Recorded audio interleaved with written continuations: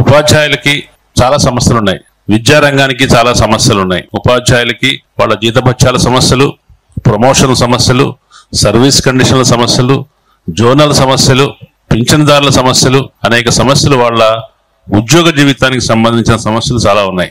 వాటిని ఒకవైపు పరిష్కరించుకుంటూనే వాటి సాధన కోసం ప్రయత్నిస్తూనే వాళ్ళు విద్యార్థులకు బోధన చేయాలి. ఆ బోధన అనేది మామూలు బోధన కాదు, వాళ్ళు ఉత్తమ పౌరులుగా వాళ్ళని తీర్చిదిద్దే రకంగా బోధన చేసే ఒక కర్తవ్యం. అంటే అన్ని ఉద్యోగాలు లాంటిది కాదు ఉపాధ్యాయ ఉద్యోగం అనేది. దాంతోపాటు ఎప్పటికప్పుడు అధ్యయనం చేస్తూ సామాజిక స్పృహను కలిగి ఉండి మొత్తంగా విద్యారంగానికి వస్తున్న సమస్యలు, దేశానికి వస్తున్న సమస్యలను కూడా పట్టించుకొని వాటిని తమను తాము చైతన్యవంతం చేసుకోవాలి, విద్యార్థులను చైతన్యవంతం చేయాలి. ఇంత పెద్ద బాధ్యత తీసుకుంటే ఉపాధ్యాయులకు చాలా కొండంత బాధ్యత, చాలా పెద్ద బాధ్యత. అది తీసుకోవడానికి సిద్ధపడటం అనేది ఉపాధ్యాయులు, ఇక్కడ కనిపిస్తున్న ఉపాధ్యాయులు చూపిస్తున్న చొరవ. అది అందుకు ధన్యవాదాలు తెలియజేస్తున్నాను. విద్యా రాజ్యాంగ విలువలని మనం మాట్లాడుతున్నప్పుడు విద్య అనేది ఏం చేస్తుంది? విద్య అనేది పుట్టిన పిల్లవాడిని లేదా అమ్మాయిని ఒక సామాజికుడిని చేస్తుంది, ఒక పౌరుణ్ణి చేస్తుంది, ఒక ప్రయోజకుడిని చేస్తుంది. కొంతమంది ఇంకొక రకరకాల సామాజికీకరణల్లో కొంతమంది ఒక్కొక్కళ్ళు ఒక్కొక్క రకంగా తయారవుతారు. కానీ విద్య యొక్క బాధ్యత ఏంటంటే, స్కూలింగ్ యొక్క బాధ్యత ఏంటంటే పిల్లల్ని పౌరులుగా మార్చడం. పౌరులు అంటే ఎవరు? భారతదేశానికి వస్తే భారత రాజ్యాంగాన్ని విశ్వసించే, అమలు చేసే, ఆచరించే, దాన్ని ముందుకు తీసుకెళ్లే, దాని స్ఫూర్తిని ముందుకు తీసుకెళ్లే వాళ్లే పౌరులు. ఆ పౌరులుగా తయారు చేయటం అనేది రాజ్యాంగంలో నిక్షిప్తమై ఉన్న ఒక ఆదర్శం విద్యారంగానికి, ఉపాధ్యాయులకి. కాబట్టి ఉపాధ్యాయులకి రాజ్యాంగానికి చాలా దగ్గర సంబంధం ఉంది.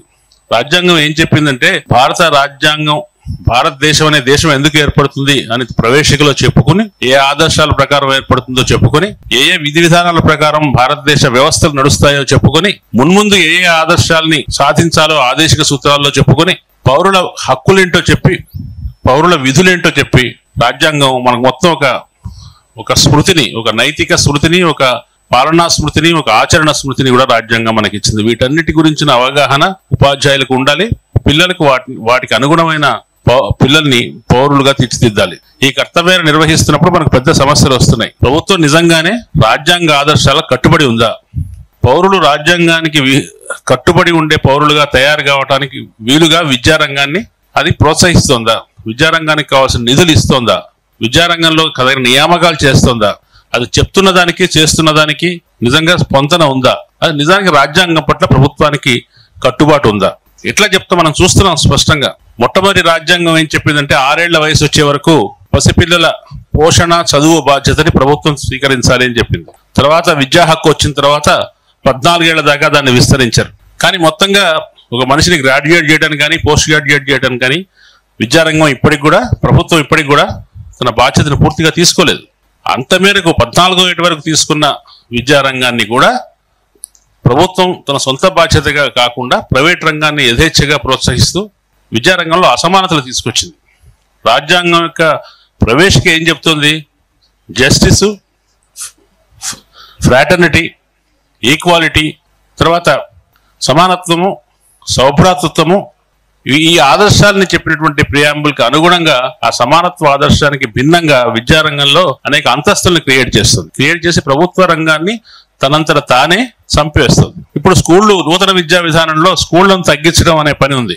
ఎక్కడ ఉన్నా సరే మంచి విద్యను ఇవ్వాలి పిల్లలకి అనే ఆదర్శం చెప్తుంది విద్యా విధాన పత్రంలో చెప్తున్నారు. అంటే ఏంటంటే, స్కూళ్ళన్నింటినీ, మారుమూల ప్రాంతాల్లో ఉన్న స్కూళ్ళను, తక్కువ అందుబాటులో ఉన్న స్కూళ్ళను అన్నింటినీ కలిపివేసి కొన్ని పెద్ద ప్రాంతాల్లో, పెద్ద టౌన్స్ లో, పెద్ద పల్లెటూరులో పెడతారు. అంటే పిల్లలు వాళ్ళ ఇంటి నుంచి దూరం అయిపోయినప్పటికీ వాళ్ళ మంచి చదువు అందించడమే ఆదర్శం అని చెప్పడం ద్వారా చాలా స్కూళ్లను మూసివేస్తామనే ఒక పరోక్షమైన సూచనని నూతన విద్యా విధానం 2025 సూచిస్తుంది. నిజానికి 2020 చాలా గొప్ప ఆదర్శాలు చెప్తోంది. రాజ్యాంగబద్ధంగానే ఈ విధానాన్ని రూపొందించామని, రాజ్యాంగబద్ధంగానే మేము దాన్ని, రాజ్యాంగానికి అనుకూలంగానే దాంట్లో విలువలు ఉంటాయని అన్ని చెప్తూ వచ్చింది. కానీ అది రాజ్యాంగంలోని సూత్రాలను వల్లవేసినప్పుడు దాంట్లో చిత్తశుద్ధి లేదని మనకి ఎట్లా తెలుస్తుందంటే, అందుకు తగిన కేటాయింపులు కానీ, అందుకు సంబంధించిన విధి విధానాలు కానీ ఇవి లేవు. అది కాకుండా తన అసలు ఉద్దేశాలని సటిల్గా వ్యక్తం చేసింది. ఏ విధంగా అంటే, విద్యా విధానంలో భారతీయ పురాతన చరిత్రకి, పురాతన సంస్కృతికి, సాంస్కృతిక అంశాలకు పెద్దపీట వేయాలి. అటువంటి విషయాలు చెప్పినప్పుడు అది పైకి మామూలుగానే మంచిగానే కనిపిస్తుంది. కానీ దాని వెనక కరికులంను మార్చే పద్ధతి, భారతదేశంలో హేతుబద్ధమైన విద్యా విధానానికి అనుగుణంగా విశ్వాసాల ప్రాతిపదికగా ఉండే విద్యా విధానాన్ని తీసుకొచ్చే ఆశయం రెండు కూడా కనిపిస్తున్నాయి. నిజానికి రాజ్యాంగంలో కూడా, రాజ్యాంగం తను చెప్పిన ఆదేశిక సూత్రాల్లో కూడా భారతదేశం తన సాంస్కృతిక వారసత్వాన్ని ఘనంగా చెప్పుకునేటట్టుగా ప్రయత్నించాలి అని ఆదేశిక సూత్రాల్లో ఉంది. కానీ ఘనమైన వారసత్వం అనే చోట అది ఏం చెప్పిందంటే కాంపోజిట్ హెరిటేజ్ అని చెప్పింది. భారతదేశపు సమ్మిశ్రిత వారసత్వాన్ని తెలియజేసుకోమని దాన్ని ముందుకు తీసుకెళ్లాలని చెప్పింది. సమ్మిశ్రిత వారసత్వం అంటే ఏంటి? భారతదేశంలో ఉండే అనేక మత సంస్కృతుల, కుల సంస్కృతుల, భాషా సంస్కృతుల అన్నిటి సమిష్టి వారసత్వమే సమ్మిశ్రిత వారసత్వం. అట్లా కాకుండా భారతదేశం మొత్తం చరిత్ర ఒకటేనని, ఒకటే సంస్కృతి, ఒకటే మతానికో ఒకటే కులానికి చెందిన సంస్కృతి ఇక్కడ ఉంటుందని, దానికి మాత్రమే భారతదేశంలో హక్కు ఉందని చెప్పే తరహా సాంస్కృతికమైన ఆధిపత్య ధోరణి ఇవాళ ప్రస్తుత కేంద్ర ప్రభుత్వం. ఎందుకంటే 1976లో ఎమర్జెన్సీ కాలంలో విద్యను ఉమ్మడి జాబితాలకు తీసుకొచ్చి రావడం ఏ ఉద్దేశంతో ఇందిరాగాంధీ చేసిందో కానీ అది నిజానికి మంచి ఫెడరల్ సూత్రాలకు అనుగుణమైంది కాదు. రాష్ట్రాల పరిధిలోనే ఉంటే బాగుండేది. ఎందుకంటే వైవిధ్యాన్ని కొనసాగించడానికి కుదిరేది. ఎందుకంటే భారతదేశంలో వేర్వేరు రాష్ట్రాలు వేర్వేరు సాంస్కృతిక స్థాయిల్లో, ఆర్థిక స్థాయిల్లో ఉంటున్నాయి. వాటికి స్థానిక పరిస్థితులకు అనుగుణమైన విద్యా విధానాన్ని రూపొందించే అవకాశం ఉండేది. ఇందిరాగాంధీ ఆ రోజున చేసింది. దాన్ని పూర్తి స్థాయిలో అడ్వాంటేజ్గా తీసుకొని నూతన విద్యా విధానంలో ఉమ్మడి జాబితా, పేరుకు ఉమ్మడి జాబితా అయినప్పటికీ పూర్తిగా కేంద్ర ప్రభుత్వం తన చేతిలోకి తీసుకునే విధంగా విద్యా విధానాన్ని పైనుంచి రుద్దే ప్రయత్నం చేస్తుంది. మీకు ఇందుకు ఒక ఎగ్జాంపుల్ చెప్తాను. 2 సంవత్సరాల క్రితం యూనివర్సిటీస్లో నవంబర్ 26 రాజ్యాంగ దినోత్సవం సందర్భంగా యూనివర్సిటీ వైస్ ఛాన్సలర్ అందరికీ యూజీసీ ఒక తాకీదు పంపింది. ఏంటంటే ఈసారి మీరు భారతదేశము ప్రజాస్వామ్యానికి మూలస్థానము, భారతదేశమే జన్మస్థానము అనే అంశం మీద మేము ఈ యూనివర్సిటీలో కార్యక్రమాలు నిర్వహించమని. భారతదేశ చరిత్ర గురించి మనందరం గర్వపడవలసిందే. భారతదేశ గత చరిత్రలో మనం తలకెత్తుకోవాల్సిందంటే తప్పనిసరిగా ఎత్తుకోవాల్సిందే. కానీ ఆధునిక ప్రజాస్వామ్యం వేరు, భారతదేశ గత చరిత్రలో ఉన్న పాలనలు వేరు. భారతదేశంలో కూడా ఒక గణతంత్ర పాలన ఉన్న రోజులు ఉన్నాయి. మనకు బుద్ధుడి కాలం నాడు అంతకుముందు అనేక గణతంత్ర రాజ్యాలే ఉండేవి తప్ప రాచరిక రాజ్యాలు లేవు. గణతంత్ర రాజ్యాల్లో తప్పనిసరిగా ప్రాథమికమైన ప్రజాస్వామ్య పాలన ఉన్నమాట నిజం. కానీ వీళ్ళేమో బుద్ధుడి పాలనని ఓన్ చేసుకునే ప్రభుత్వాలు కావు ఇవి. కానీ వేదాల కాలం నుంచి పురాణాల్లోనూ, వేదాల్లోనూ, ఇతిహాసాల్లోనూ ప్రజాస్వామ్యం ఉందని చెప్తూ అటువంటి అంశాలతో యూనివర్సిటీస్లో సెమినార్లు చేశారు. అంటే భారతదేశంలో మానవ హక్కులు అనే భావన భారతదేశానికి ఎప్పుడో తెలుసు. కాబట్టి మన దేశంలో మానవ హక్కులు ఎట్లా ఉంటాయి అని ఒక కొత్త రకం ప్రతిపాదనలు తీసుకురావడం అనేది ఇటువంటి తరహా ఆలోచనలను, చర్చలను తీసుకొచ్చి భారతదేశంలో ఉన్న ఉదార ప్రజాస్వామిక వాతావరణాన్ని ప్రభావితం చేసే ప్రయత్నం చేస్తున్నారు. ఇదే పద్ధతి కరికులంలో కూడా జరుగుతుంది. ఇతరత్రా జరిగే కరికులంకు బయట జరిగే కార్యక్రమాల్లోనే కాకుండా పాఠ్య ప్రణాళికలో కూడా కొన్ని రకాల చారిత్రక ఘట్టాలు తీసేయటం, కొన్నింటి చేర్చడం లాంటిది మీరు వార్తల్లో చూస్తూనే ఉన్నాం. కాబట్టి రాజ్యాంగాన్ని రక్షించుకోవటం అనే బాధ్యత మనకి ఎందుకు పడింది? ఈ రాజ్యాంగాన్ని రక్షించాల్సింది, దాన్ని అమలు జరపవలసిన బాధ్యత ప్రభుత్వానికి అయితే, అట్లాగే విద్యారంగాన్ని రక్షించవలసిన బాధ్యత, దాన్ని పరిరక్షించవలసిన బాధ్యత ప్రభుత్వానికి, వ్యవస్థది అయితే దీంట్లో ఉపాధ్యాయులు ఎందుకు రక్షించుకోవాల్సి వస్తుంది? ఎందుకు ప్రభుత్వ రంగ సంస్థలు అందులో ఉన్న కార్మికులు రక్షించుకోవాల్సి వస్తుంది? ఈ మౌలికమైన ప్రశ్నలు మనం వేసుకోవాలి.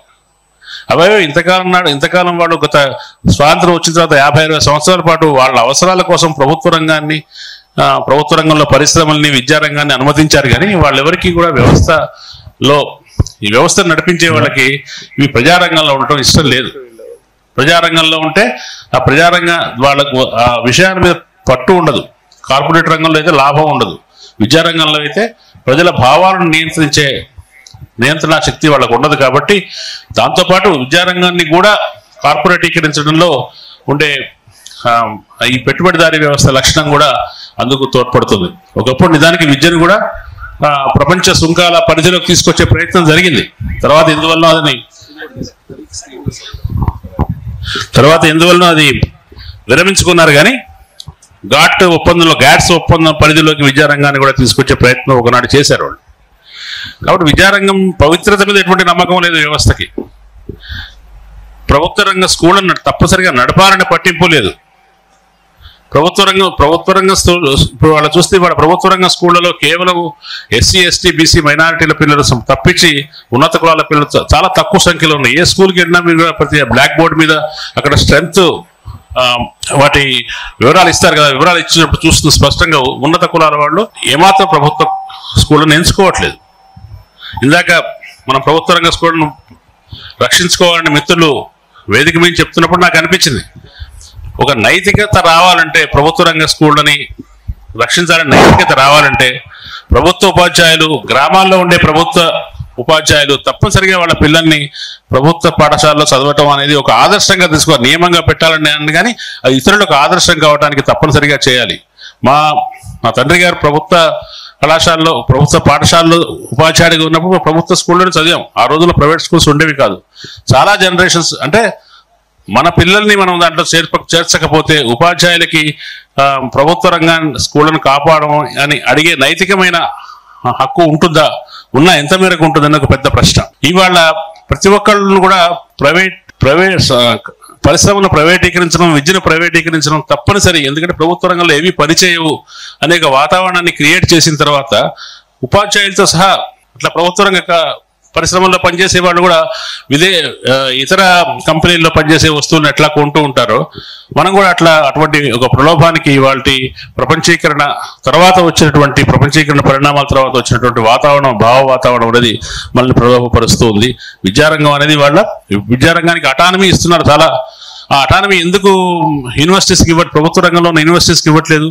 ఎందుకు ప్రైవేట్ రంగంలో ఉండేటువంటి వాటిని ఎందుకు ప్రమోట్ చేస్తున్నారు? మీ డబ్బులు మీరు సేకరించుకోండి, దాన్ని పూర్తిగా వ్యాపారమైన స్వేచ్ఛ ఎందుకు ఇస్తున్నారు? చూసినప్పుడు ఇవాళ ఈ విద్య అనేది మంచి సామాజికుల్ని తయారు చేయడానికి, మంచి పౌరులను తయారు చేయడం అనే ఆదర్శాన్ని వదిలివేయడానికే ప్రభుత్వం నిశ్చయించుకుందేమో అని మనకు అనిపిస్తుంది. చూడండి, ఇవాళ సమాజం ఒకప్పుడు ఒక గ్రామంలో ఒక ఉపాధ్యాయుడు ఒక ముఖ్యమైన వ్యక్తిగా ఉండేవాడు. ఆ గ్రామంలోని కార్యక్రమాలకి, ఆ గ్రామంలో ఆలోచనలకు తనకు దన్నుగా ఉండేవాడు. ఉపాధ్యాయుడి మాటకు చాలా విలువ ఉండేది. మీరు నిన్న చూశారు, హైదరాబాద్ పరిసర ప్రాంతాల్లో ఒక స్కూల్లో ఒక దళిత హెడ్ మాస్టర్ని ఆ గ్రామంలో వచ్చి అయ్యప్ప మాల వేసుకున్న విద్యార్థిని దండించాడనే పేరుతో వచ్చి మాస్ లించింగ్ అనమాట, నేను మతపరమైన నినాదాలు ఇస్తూ అతన్ని విపరీతంగా హింసించి అతని చేత పిల్లవాడికి కాళ్ళు మొక్కింపజేశారు. రాములు అనే అతను దళిత ప్రధానోపాధ్యాయుడు. అది వీడియో ఇవాళ మీరు చూడండి, సోషల్ మీడియాలో ప్రచారం బాగా సర్క్యులేట్ అవుతుంది. అంటే గ్రామం ఎట్లా తయారవుతుంది, ఎంత మత్తత్వంతో, ఎంత అహంకారంతో తయారవుతుంది. ఒక మూకలు వచ్చి ఏమైనా చేయగలరు. ఇది ఒక్కటే సంఘటన కాదు. ఇంతకుముందు కరీంనగర్లో కూడా ఒక ఉపాధ్యాయుడు క్లాస్ రూమ్ లో కాస్త హేతువాదపు ఆలోచనల గురించి చర్చించాడని చెప్పి అతన్ని ఊర్లో నుంచి కొంతమంది వచ్చి అతన్ని స్కూల్లోనే దాడి చేయడం అనేది మనకు తెలుస్తుంది. ఇటువంటి వాతావరణం ప్రబలుతోంది. సామాజికంగా ఒక ద్వేషభావాన్ని ప్రచారం చేసేవి పరిస్థితులు దేశం అంతా వస్తున్నాయి. సౌత్ ఇండియా కూడా వస్తున్నాయి, మన తెలంగాణ కూడా వస్తున్నాయి. చాలా దారుణమైన విషయం. తెలంగాణ అనేది చాలా గొప్ప రాజకీయ చైతన్యానికి, సహజీవన సంస్కృతికి పేరెంట్కి చెందిన ప్రాంతం. ఈ ప్రాంతంలో కూడా ద్వేషభావం చాలా వేగంగా ప్రవహిస్తుంది. ఈ వ్యక్తులే ఇట్లా దాడులు చేసేవాళ్లే రాజ్యాంగాన్ని గౌరవించని వాళ్ళు. రాజ్యాంగం కంటే మనుస్మృతి గొప్పదని, ఉపాధ్యాయుడి కంటే మాల వేసుకున్నవాడు గొప్పవాడని, హేతువు కంటే విశ్వాసం గొప్పదని, వీళ్ళకి రాజ్యాంగం మీద ఏ నమ్మకం ఉండదు. కాబట్టి ఈ రాజ్యాంగాన్ని కాపాడుకోవడానికి మన గ్రామ స్థాయిలో ఉండే ఉపాధ్యాయులు వ్యక్తిగతంగా కూడా చైతన్యాన్ని ప్రసారం చేయాల్సి ఉంటుంది. పిల్లలకు రాజ్యాంగ విలువల గురించి చెప్పాల్సి ఉంటుంది. రాజ్యాంగ విలువలు ఏమి పెద్ద రాజ్యాంగం ఏం చెప్పింది? ఆర్థికంగా, రాజకీయంగా, సామాజికంగా న్యాయ భావన ఉండాలని చెప్పింది. అట్లాగే ప్రజలందరి మధ్య సమాన అవకాశాలు ఉండాలని చెప్పింది. ప్రజల మధ్య సోదర భావం ఉండాలని చెప్పింది. ఈ ఆదర్శాలు తప్పనిసరిగా విద్య ద్వారా మాత్రమే ప్రచారం కావాల్సినవి. ఆదేశ సూత్రాల్లో ఏం చెప్పింది? ఆదేశ సూత్రాలు చాలా చెప్పింది. ఎవరి దగ్గర సంపద పోగుపడకుండా చూడాలి, ప్రతి ఒక్కరికి కనీస ఆదాయం రావాలి, ఎవరి దగ్గర ఉత్పత్తి సాధనాలు కానీ సంపద కానీ పోగుపడకుండా చూడాలని చెప్పింది. ఇటువంటి ఆదర్శాలతో వచ్చిన భారత రాజ్యాంగం, ఈ రాజ్యాంగాన్ని అంబేద్కర్ రూపొందించినప్పుడు ఆయన భారత జాతీయోద్యమ విలువలను మాత్రమే కాదు, ప్రపంచవ్యాప్తంగా ఉన్న అనేక రాజ్యాంగాల నుంచి సానుకూల విలువలన్నింటినీ కలిపి క్రోడీకరించారు. ఈ రాజ్యాంగాల విలువలు ఊరికే రాలేదు, ప్రజలు పోరాటాల నుంచి సాధించుకున్న విలువలే రాజ్యాంగంలోకి వచ్చాయి. ఆ రాజ్యాంగ విలువను మనం కాపాడుకోవాలంటే మన సైంటిఫిక్ టెంపర్ కలిగి ఉండటం, పౌరుల విధి ప్రశ్నించే తత్వాన్ని కలిగి ఉండటం, పెంచటం అనేది పౌరుల విధి. రాజ్యాంగం చెప్పింది. మీరు ప్రశ్నించే తత్వాన్ని ఇవాళ అణిచివేస్తున్నారు. ప్రశ్నించే తత్వాన్ని పూర్తిగా నిరోధిస్తున్నారు, దాడులు చేస్తున్నారు, నిర్బంధిస్తున్నారు, చట్టరీత్యాను చట్టం లేకుండా. ఇవాళ ఉన్న పరిస్థితి ఏంటంటే, గతంలో కేవలం ప్రభుత్వం మాత్రమే తన యంత్రాంగం ద్వారా మన స్వేచ్ఛలను అదుపు చేసేది. ఇవాళ మన చుట్టూ ఉన్న మనుషులే మూకలాగా వచ్చి మనం ఏం మాట్లాడుతున్నాం, ఎందుకు మాట్లాడుతున్నాం అని దాడులు చేసే ఒక మూక సంస్కృతి ఇవాళ దేశంలో వస్తుంది. దీనికి విరుగుడు తప్పనిసరిగా గ్రామాల్లో ఇప్పటికీ అనేక కారణాల వల్ల ప్రభుత్వ పాఠశాలల్లో, కనీసం కొన్ని ప్రభుత్వ పాఠశాలల్లో మంచి స్ట్రెంత్ ఉంటుంది. పిల్లలు కనీసం ఆ స్ట్రెంత్ కేవలం మార్కుల కోసం, ర్యాంకుల కోసం రూపొందుతున్నటువంటి కార్పొరేట్ విద్య ఏదైతే ఉందో, కింది స్థాయి నుంచి 2వ తరగతి నుంచి 3వ తరగతి నుంచి ఐఐటి ఆధారిత కేంద్రం ఎటువంటి విద్యను ప్రమోట్ చేస్తుందో ప్రభుత్వాల వ్యవస్థలు, దాన్ని కాకుండా విలువల ఆధారిత విద్య నేర్పడానికి అవకాశం ఉంది ప్రభుత్వ పాఠశాలల్లో. కాబట్టి తమకున్న వెసులుబాటుని ఉపాధ్యాయులంతా ఉపయోగించుకోవాలనుకుంటున్నాను నేను. ఉపయోగించుకోవాలి. ప్రభుత్వ రంగాన్ని కాపాడుకోవడం అంటే అర్థం ఏంటంటే కేవలం మన ఉద్యోగాలు కాపాడుకోవడం కాదు, ఇటువంటి ప్రజా ప్రయోజనాలతో ముడిపడి ఉన్న విద్యను, రాజ్యాంగ ఆదర్శాలను ప్రచారం చేయగలిగే అవకాశాన్ని మనం నిలుపుకోవడం ద్వారా ఈ సమాజం యొక్క ప్రజాస్వామిక స్వభావాన్ని మనం రక్షించగలుగుతాం. ప్రజాస్వామిక స్వభావాన్ని రక్షించగలిగితే ప్రజలు ప్రశ్నించగలిగే, పోరాటగలిగే శక్తిని దాన్ని కలిగి ఉంటారు, దాన్ని కొనసాగించుకుంటారు. అది రాజకీయంగాను సామాజికంగాను మార్పు కోసం పనికొచ్చే శక్తిని వాళ్ళకి ఇస్తుంది. ఆ ఇచ్చే గొప్ప శక్తి ఇవ్వగలిగే అవకాశం ఉపాధ్యాయులకు ఉంది. కాబట్టి ఇవాళ విద్యా హక్కు పేరుతో లేదా నూతన విద్యా విధానం పేరుతో కొత్తగా అటానమీని ఇస్తున్న ప్రైవేట్ విశ్వవిద్యాలయాలు, సంస్థల పేరుతో ప్రభుత్వం అనేక సంస్కరణలు తీసుకొస్తుంది. మీకు అన్ని చూడండి, అన్ని సంస్కరణల సారాంశం ఒకటే, విద్యను దాని మౌలికమైన ఆదర్శం నుంచి విడదీయటమే. ఆ మౌలిక ఆదర్శం నుంచి విడదీసేదాన్ని ప్రతిఘటించవలసిన అవసరం ఉంది. ఇది కేవలం ఉద్యోగ రక్షణ ప్రయత్నమే కాదు, రాజ్యాంగ రక్షణ ప్రయత్నము. దానికోసం ఉపాధ్యాయులంతా నడుం కట్టాలని, ఉపాధ్యాయులకు చేసే ఈ ప్రయత్నానికి బయట ఉన్న రాజ్యాంగ ప్రేమికులు, రాజ్యాంగాన్ని ప్రేమించడం అంటే అది పుస్తకాన్ని ప్రేమించడం కాదు. మొన్న కేంద్ర హోంమంత్రి ఏం చేశారో చూశారు. ఎందుకు అంబేద్కర్ పేరు మాటిమాటికి జపం చేస్తున్నారు, ఏదో రామకృష్ణ అనుకుంటే పుణ్యం వస్తుంది కానీ. అతనికి అక్కడ కోపం అంబేద్కర్ మీద మాత్రమే కాదు, రాజ్యాంగం మీద కూడా కోపం. ఎందుకు మీరు రాజ్యాంగం అని మాటిమాటికి వల్లిస్తున్నారు? ఏదో రాజ్యాంగం ఏముంది దాంట్లో, భగవద్గీత చదువుకోవచ్చు కదా అని అర్థం దాన్ని ఇంకో రకంగా ట్రాన్స్లేట్ చేస్తాయి. కాబట్టి మనం రాజ్యాంగాన్ని కేవలం ఒక పుస్తకం కాదు, దాంట్లో మన మనుగడ ఉంది, ఆధారపడి ఉంది. ప్రభుత్వ స్కూళ్ల మనుగడ మాత్రం కాదు, విద్యా విధానం మనుగడ, ప్రజాస్వామ్య మనుగడగా ఉంది. కాబట్టి ఈ పరిస్థితిని మార్చడానికి, ప్రభావితం చేయడానికి ఉపాధ్యాయులుగా మీకున్న అన్ని అవకాశాలని ఉపయోగిస్తారని, బయటి సమాజంలోని మీలాంటి రాజ్యాంగ ప్రేమికుల సహాయం తీసుకుని ముందుకు వెళ్తారని